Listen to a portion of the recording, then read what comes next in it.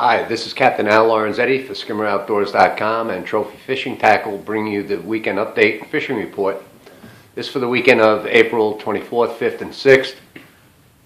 Looks like Friday's going to be a little bit cool and windy, but Saturday and Sunday look like great days. In fact, Sunday looks like a beautiful day for even an offshore run. So once again, not too much has changed. The striped bass that were hot in Raritan Bay are still hot.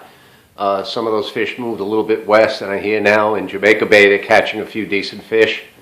So the fish are on their way here. I think in 2 weeks we're going to have big fish around Fire Island Inlet, big striped bass. There are some schoolies here in Fire Island. Guys who are flounder fishing are now catching a pretty good number of them, with a couple of little keepers too. You know, fish maybe just pushing the minimum 28 inches. So there are some bass around, and flounder fishing is still slow, but it's picked up a little bit. Guys are at least going out there and getting a couple of fish on a regular basis. It seems like West Channel is the best bet for catching a fish. And the Heckscher Flats, I heard some nice fish were caught over off of Heckscher. But the wind just has been crazy. It's been windy and rainy pretty much every day, so it's been pretty tough fishing, tough conditions. But once again, this weekend looks like it's going to be a great one, and I guess the first weekend there'll be a lot of boats out there looking around, so we'll have really good reports next week of what's happening.